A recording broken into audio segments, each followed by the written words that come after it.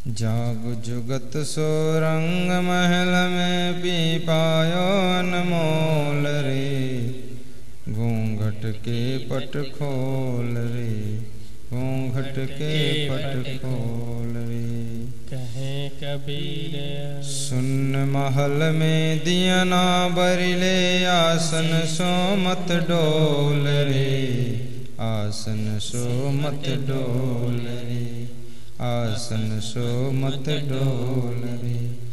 आपका जीवन शून्य महल के समान है, इसमें ज्ञान का दीपक जलाओ।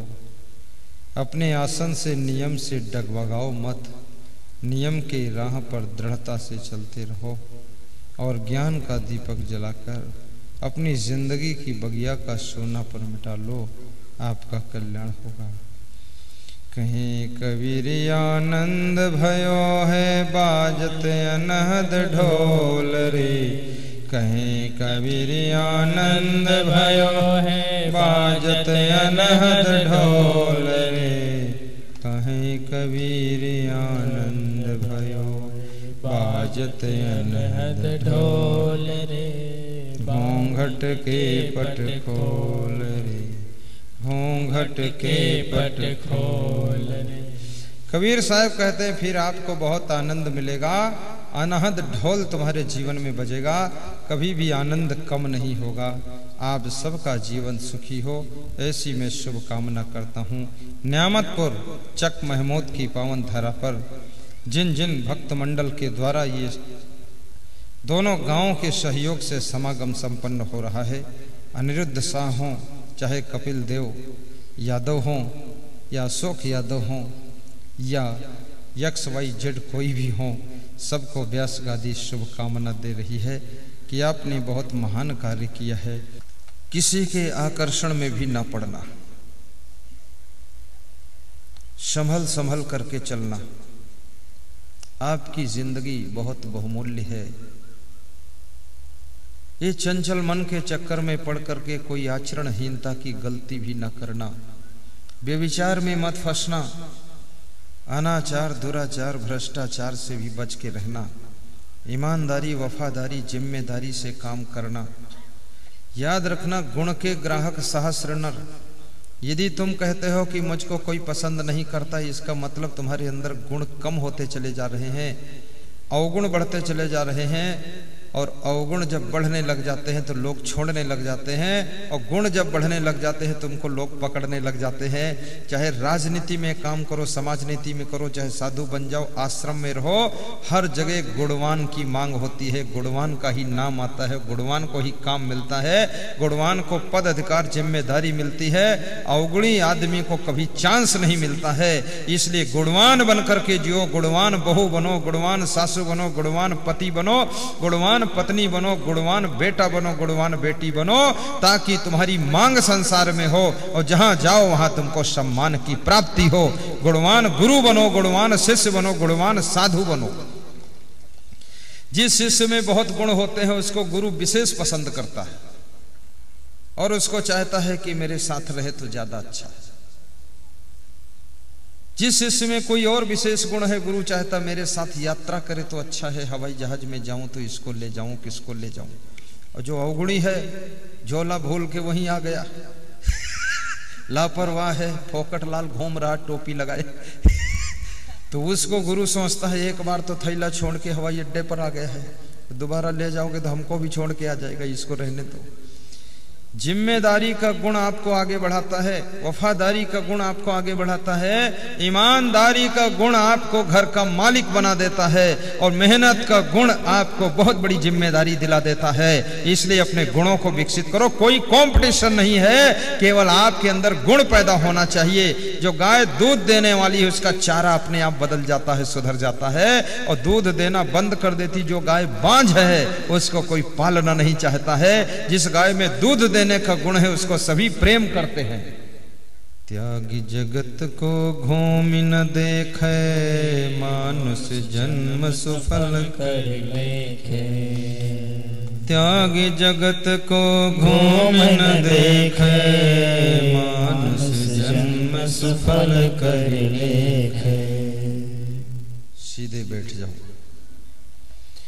मानुष होए कर नामुआ सो डांगर ढो, एको जीव ठोर नहीं लागा, भया सो हाथी हो। बड़े भाग्य से मानुष का शरीर मिला है। मानुष तन सदगुरु मिलम मोक्षो इच्छा होए, दुर्लभ तीनों परम है पाए योग न खोए। मनुष्य का शरीर मिलना, सदगुरु का मिलना, मोक्ष की इच्छा होना, ये तीनों कठिन हैं। और तीनों का संयोग मिल जाए तो चूकना नहीं चाहिए। गुरु दीक्षा भी लेना, गुरु मंत्र भी लेना, गुरु भक्त भी बनना, निगुरा न रहना, मंत्र भी सुन लेना और भक्ति करके मुक्ति को प्राप्त कर लेना। प्रेम से रहना। आत्मा अजर अमर अविनाशी है, शरीर नाशवान है। इस आत्मा के कल्याण के लिए शरीर को भी संभाल कर रखना। सत्संग सुनते रहना, तुम्हारी आत्मा की सद्गति हो, आपको शांति मिले, ऐसी मैं शुभकामना करता हूँ। आपके भीतर बैठे हुए आत्मा रूपी परमात्मा को मैं साहिब बंदगी प्रणाम करता हूँ। आपके पास में तीन चीजें हैं। शरीर है, इसके स्वास्थ्य का भी ध्यान रखना। इसके लिए कभी बीमारी आए तो आयुर्वेदिक दवाओं का प्रयोग करना। इस समय वर्तमान में श्री च्यवन आयुर्वेद की दवाएं रामबाण का काम कर रही हैं, अति शुद्धता के साथ बनी हुई है। उन दवाओं को लेना। यहाँ पर हमारे भक्त जी श्री च्यवन आयुर्वेद का काउंटर लेकर आए हैं, उससे लेना। और आपका मन अगर उलझन करता है तो उसके लिए प्रवचन की पेन ड्राइव मेमोरी कार्ड ले लेना। अपने घर में अच्छे साउंड सिस्टम में लगाकर प्रवचन सुनते रहना। मोबाइल में मेमोरी डाल करके प्रवचन सुनते रहना। मोबाइल में यूट्यूब से भी प्रवचन सुनते रहना। मेरा नाम सर्च करना, प्रवचन आ जाएगा। टीवी चैनल में 9 बजे रात को आस्था भजन के माध्यम से प्रवचन का लाभ लेना। और भाइयों बहनों, थोड़े दिन बाद टीवी वाला काम तो कम हो जाएगा, मोबाइल वाला ही चालू हो जाएगा। मोबाइल से लाभ लेना।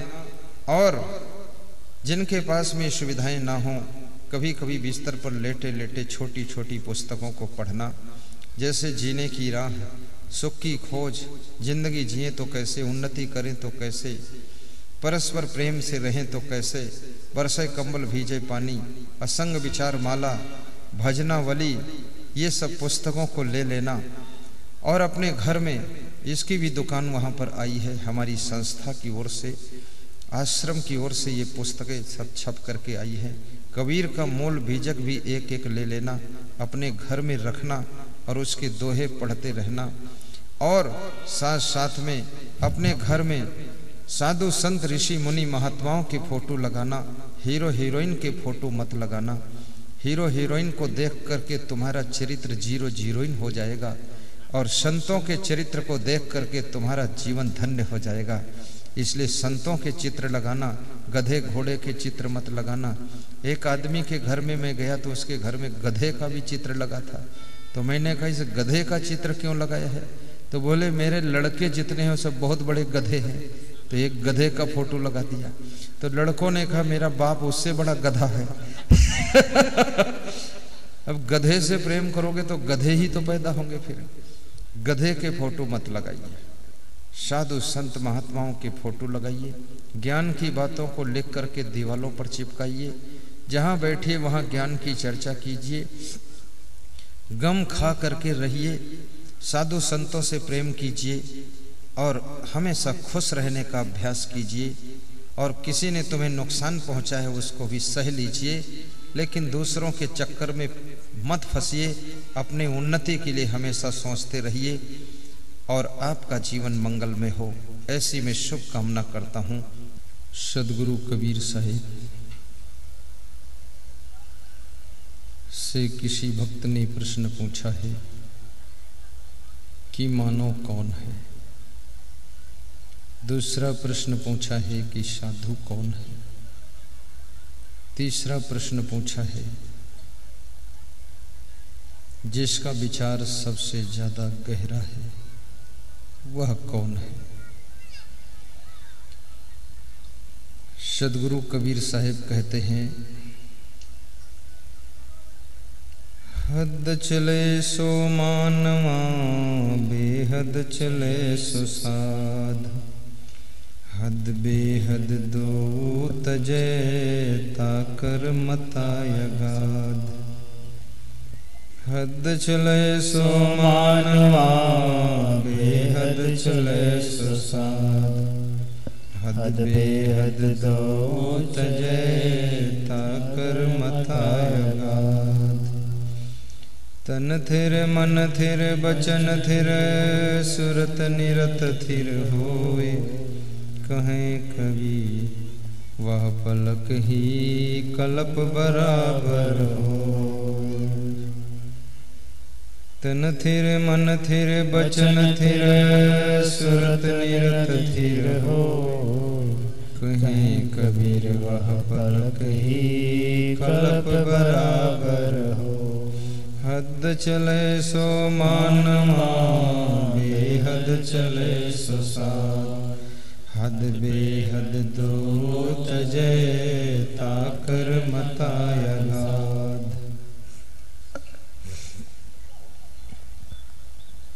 सदगुरु कबीर साहिब कहते हैं, जो हद में चलता है वो मानव है, और जो हद को पार करके चलता है वो साधु है।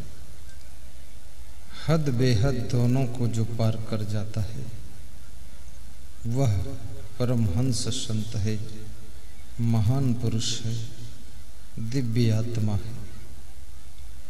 हद क्या है, बेहद क्या है, हद बेहद को पार करना क्या है, गौर से समझिएगा।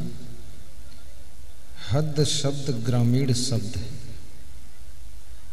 जिसको तुम इंग्लिश में बॉर्डर कहते हो, हिंदी में सीमा कहते हो, और इंग्लिश में लिमिट भी कहते हो, और धार्मिक भाषा में जिसको मर्यादा कहा जाता है।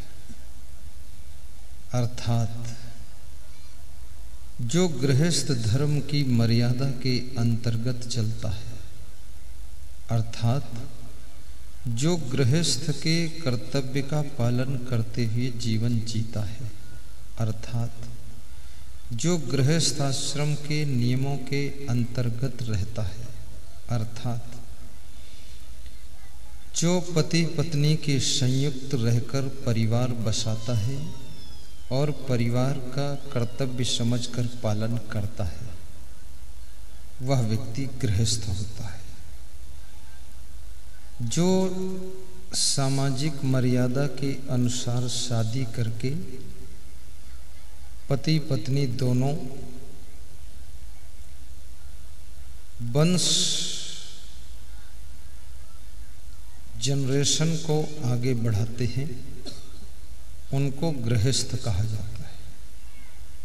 ऐसे गृहस्थ का सामान्य अर्थ गृह माने घर, अस्थ माने स्थित होना। जो घर में स्थित है वो गृहस्थ है, लेकिन यहाँ सामान्य अर्थ के लिए नहीं कहा गया है, सचमुच गृहस्थ के लिए कहा गया है। गृहस्थ वह है जो पति पत्नी के संयुक्त बाल बच्चों को जन्म देकर उनका लालन पालन करते हुए अतिथि का सत्कार, माता पिता की सेवा, भाई बहन से प्रेम प्यार रखता है, वह गृहस्थ कहलाता है। राम भगवान भी गृहस्थ थे, कृष्ण भगवान भी गृहस्थ थे।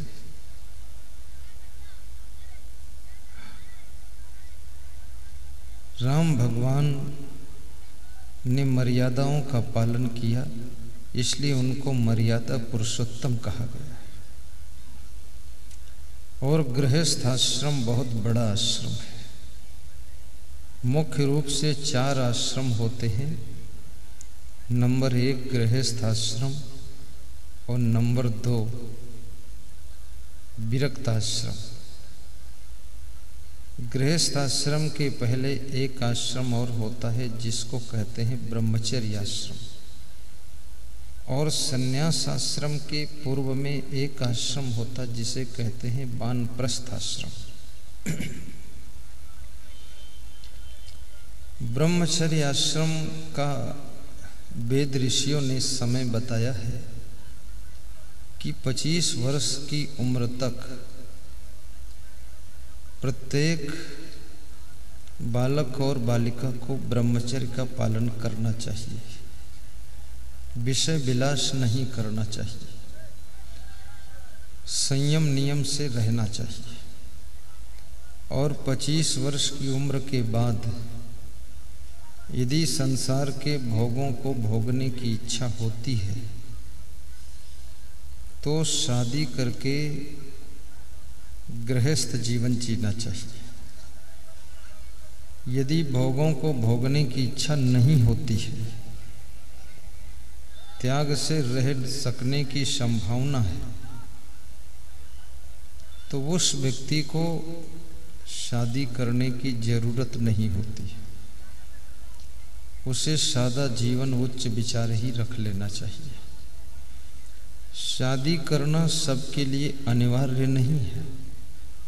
शादी करना उनके लिए अनिवार्य है जो लोग त्याग वैराग्य से रह नहीं सकते।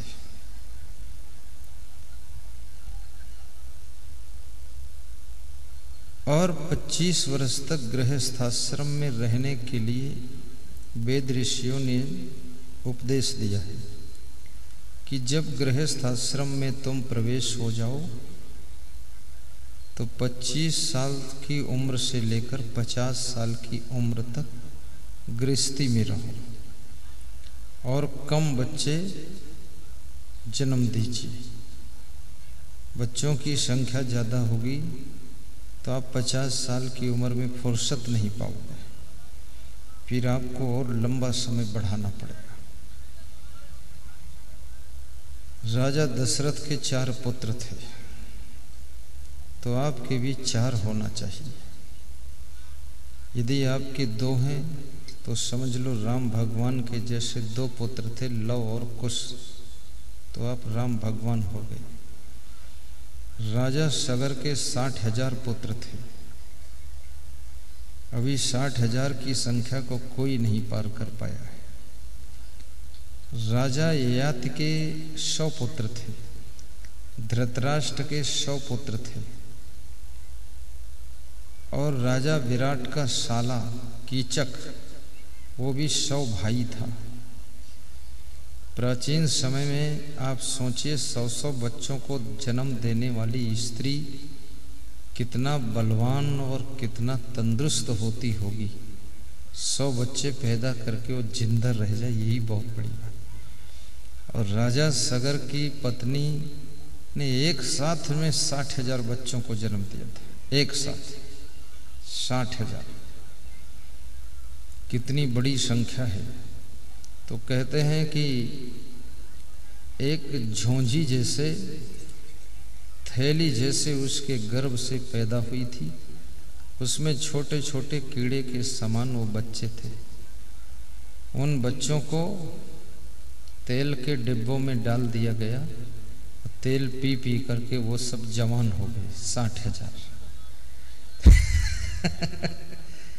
कितना विचित्र बात सुनने में लगती है। एक थैली जैसा आकार का रूप राजा सगर की पत्नी के द्वारा पैदा हुआ, उसमें छोटे छोटे कीड़े जैसे बच्चे थे। उन बच्चों ने माँ का दूध नहीं पिया, क्योंकि माँ के तो 2 ही दूध होते हैं, और ये 60,000 दूध कैसे पी पाएंगे। तो उनको तेल के डिब्बे में डाल दिया, तो तेल पी के जवान हो गए। बड़ी आश्चर्य की बात है, आज का पैदा हुआ बच्चा तेल में डाल दो तो डूब के मर जाएगा, और तेल पिएगा तो पेट खराब हो जाएगा, और जन्म लेते ही तेल कैसे पिएगा, और इतना छोटा पैदा हुआ है। लेकिन चाहे जैसे हो, अपने को तर्क नहीं करना है, बस इतना समझना है कि हमारे प्राचीन समय की स्त्रियां बहुत बलवान होती थी, जो 60,000 बच्चों को जन्म देती थी। अब तो स्त्रियां बहुत कमज़ोर हैं, कितनी स्त्रियां तो बच्चे को जन्म देते समय ही मर जाती है, जिंदा ही नहीं रह जाती। इधर बच्चा जन्म लिया, उनकी मृत्यु हो गई, इतना कमजोर शरीर है। और शरीर में कमजोरी अगर बहुत ज़्यादा आ रही है तो दो कारणों से कमजोरी आती है। पहला कारण होता है यदि शरीर से काम नहीं करोगे, आराम ज़्यादा करोगे तो आपका शरीर कमज़ोर होता चला जाएगा। जितना अधिक मेहनत करोगे शरीर से, आपका शरीर मजबूत और बलवान होता चला जाएगा। दूसरा कारण, यदि शरीर से ज़्यादा विषय भोग करोगे, व्यभिचार करोगे, विषय विलास में फंसे रहोगे तो भी तुम्हारा शरीर बहुत कमज़ोर हो जाएगा। इसलिए विषय भोग भी कम करना चाहिए, क्योंकि जब तुम 30 दिन भोजन करते हो तो 800 ग्राम खून बनता है। 800 ग्राम के खून का बड़ी मुश्किल से 2-5 ग्राम वीर्य बनता है, और ये विषय भोग में वीर्य तुम्हारा क्षीण होता है, जिसके कारण कमजोरी आती है। इसलिए हनुमान चालीसा में कहा गया है, आपन तेज सम्हारो आपे, तीनों लोक हाँकते कांपे, कर बहिया बल आपनी छाण बीरानी आस, जाके आंगन नदिया बहे सो कस मरे पियास। अपने तेज को स्वयं संभालिए, तेजस्वी बनो। इस कलयुग में तेजस्वी लोग बहुत कम हैं। आजकल के लड़के भी, लड़कियां भी, उनके चेहरे पर तेज नहीं है।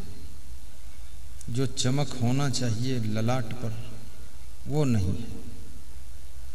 इसीलिए बहुत फैशन करना पड़ता है, क्योंकि फैशन से शरीर श्रृंगार हो जाता है तो सुंदर दिखने लगता, वो सुंदर है नहीं। ये बाल वाल सब कटिंग इसीलिए ज़्यादा करना पड़ता है। Cutting, setting, denting, painting, acting, ये सब करना पड़ता है। अभी तक तो गाड़ी कहीं लड़ जाती थी, कूच जाती थी, या उसकी पॉलिश खुरच जाती थी तो डेंटिंग पेंटिंग होती थी। अब तो आदमी अपने शरीर की भी डेंटिंग पेंटिंग, बाल की कटिंग, एक्टिंग, सेटिंग, क्या क्या करता रहता है। और भौहें भी लोग कटाते हैं। ये जो आँखों के ऊपर भौहें हैं, मैं सोचता था ये भौहें ऐसी कैसे दिखाई देती है। तो अभी भागलपुर में एक नाई आया था मेरे बाल उतारने, तो उससे मैंने पूछा तो बोला भौहें ये काटते हैं लोग। हमने कहा उनको क्यों काटते हैं? तो बोले सुंदर लगने के लिए काटते हैं। तो हमने कहा तो पूरा भौहें साफ कर देंगे, बंदर हो जाए, भौहें काटते। अभी तो पुरुषों के खोपड़ी के बालों में डिजाइन का फैशन चला है। चारों तरफ से बाल छोटे छोटे कर देते हैं, बीच में बाल रखते हैं, ऐसा लगता है कि मुर्गा की चोटी ऊपर लगी है, और चारों तरफ कटिंग हो गई है, और उसमें डिजाइन भी बना देते हैं। कुछ लिख भी देते हैं कि मैं पागल हूँ, ऐसा लिख देते हैं। तो मुझे लगता है कि अगर तुम पागल हो तो तुमको पता कैसे चला मैं पागल हूँ? पागल को पता नहीं चलता मैं पागल हूँ। और तुम किस मॉडल के पागल हो जो अपने आप खुद ही खोपड़ी में लिख रहे हो मैं पागल हूँ? तो अब ये डिजाइन का फैशन आया है। ये फैशन क्यों करना पड़ रहा है? क्या जरूरत है इसकी? फैशन इसलिए किया जाता है, फैशन का अर्थ है फसाना और फंसना। फसाना और फंसना से फैशन बना है। ये फैशन जो जितना अधिक फैशन करता है वो किसी को फंसाना चाहता है और खुद फंसना चाहता है। और फंसोगे फंसाओगे तो याद रखना फिर रगड़ करके चटनी बन जाओगे। इसमें संसार में तो पहली बात छूटना ही कठिन है। ऐसे ही लोग सब फंसे फंसाए हैं, तुम और फंसाने के लिए फैशन कर रहे हो। और फैशन देख करके जो आकर्षित होता है वो भी मूर्ख होता है। उसको ये मालूम नहीं है। सीधी सी बात है, कोई अगर बालों को बहुत काटता है, मोड़ता है, घुमाता है, इधर उधर छल्लेदार लटकाता है, हिप्पी कट, गप्पी कट, लप्पी कट, बेवकूफ़ कट, कई प्रकार के पागल कट बाल तैयार करता है, तो इसका मतलब क्या है? वो व्यक्ति बहुत बदसूरत है। बदसूरत ही अपनी सूरत को ठीक करने के लिए काफ़ी प्रयास करता है, और जिसकी सूरत ऐसे ही सुंदर है उसको ज़रूरत ही नहीं है कि इधर उधर की कटिंग करे। और सूरत सुंदर हो न हो, लेकिन आपके जीवन की मूरत सुंदर होनी चाहिए। मूरत सुंदर होनी चाहिए आपकी मूरत। सूरत तो राम भगवान सांवले थे, लेकिन मूरत सुंदर थी उनकी। सुंदर स्वभाव, सुंदर चरित्र, सुंदर विचार, सुंदर बातचीत, व्यवहार, मर्यादा, तो राम भगवान की पूजा होती है। ये कितना फैशन करने वाले लोग, कितने बेविचारी लोग, कितने भ्रष्ट लोग, कितना धन लूट लूट कर कमाने वाले लोग, और कितने गलत काम करने वाले लोग, हीरो हीरोइन बनने वाले लोग। हीरो हीरोइन की क्या दशा होती लास्ट में? जितने लोग हीरोइन के चक्कर में फंसते हैं वो भी बर्बाद होते हैं, और अंत में हीरोइन को मार भी डालते हैं लोग, उसको भी मार डालते हैं। और एक हीरोइन मारी जाती है तो दूसरी हीरोइन फिर भी सीख नहीं पाती है कि अब तो कम से कम बचो, जागो। दूसरी हीरोइन फिर उसी तरह कमर हिलाती, फिर वही नाटक शुरू। विवेक नहीं आता लोगों को। और हीरो हीरोइन की जिंदगी में भी शांति नहीं। ये हीरोइन भी बहुत गंदी गालियां देती है। न्यामतपुर की स्त्रियां उतनी फूहड़ गाली नहीं दे सकती जितना हीरोइन गाली देती। पढ़ी लिखी, इंग्लिश में गाली देती, खूब स्पीड से बोलती, मराठी भाषा में गाली देती है, गुजराती भाषा में गाली बकती है। ये कौन सभ्यता है? इसलिए हीरो हीरोइन के आकर्षण में भी मत आइए, फैशन के आकर्षण में भी मत आइए। अपने आप को सुंदर बनाना है तो सर्वप्रथम अपना स्वभाव सुंदर बनाइए, अपना चरित्र सुंदर बनाइए, अपने विचार सुंदर रखिए, और अपनी वाणी को मधुर करिए, और अपने जीवन को सुंदर बनाइए। आपका मकान सुंदर होगा फिर भी आपको शांति नहीं मिलेगी। मकान में रहने वाला मालिक भी सुंदर विचार का होना चाहिए। आपकी गाड़ी कितनी सुंदर हो, लेकिन गाड़ी में आपको आनंद नहीं आएगा जब तक आपका चरित्र सुंदर नहीं होगा। 50 लाख की गाड़ी में भी तुम वही खिचड़ी पकाते रहोगे। मुर्गी की अंडा रख करके 50 लाख की गाड़ी में चलोगे। 5 रुपये का अंडा और 50 लाख की गाड़ी, और भीतर बैठा गुंडा, और खाता है आलू बंडा, उबालता है मुर्गी अंडा, और कहता मैं हूँ गुंडा। ये क्या लफड़ा बना रहे हो? खान पान तो कम से कम शुद्ध होना ही चाहिए। युक्ताहार विहारस्य युक्त चेष्टस्य कर्मसु युक्त स्वप्नों बोधस्य योगो भवत दुःखः। श्री कृष्ण कहते हैं दुख उनके छूटते हैं, दुख उनके दूर हो जाते हैं जो लोग आहार विहार यथा योग्य करते हैं। यथा योग्य का अर्थ ये होता है कि मनुष्य को कैसा आहार करना उचित है। क्या मनुष्य मांसाहारी प्राणी है? नहीं है। क्या मनुष्य शाकाहारी प्राणी है?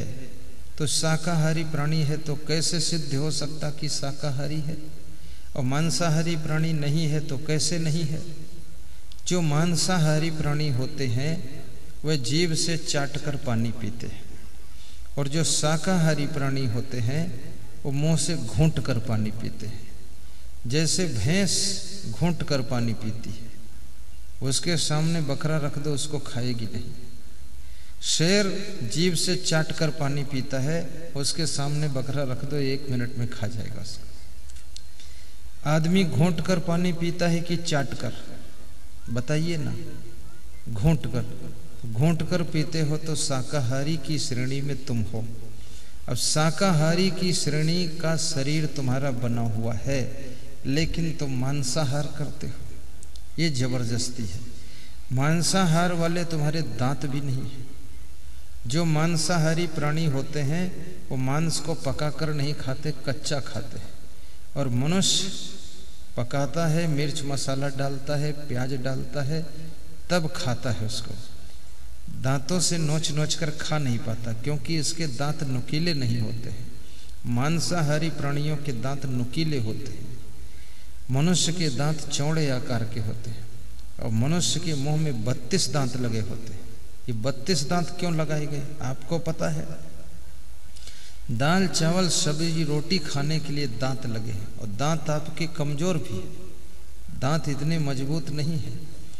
शेर के दांत बहुत मजबूत होते हैं।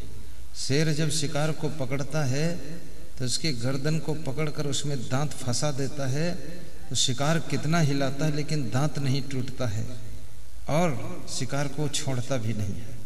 बड़ी मुश्किल से कहीं छूट गया तो दूसरी जगह पकड़ लेता है, टांग पकड़ लेगा। लेकिन तुम किसी की टांग पकड़ो मुंह से और टांग हिला दे, तुम्हारा दांत टूट जाएगा। तुम्हारे दांत शाकाहारी के हिसाब से बने हैं, मांसाहारी के हिसाब से दांत नहीं बने हैं। इसलिए मांसाहार नहीं खाना चाहिए।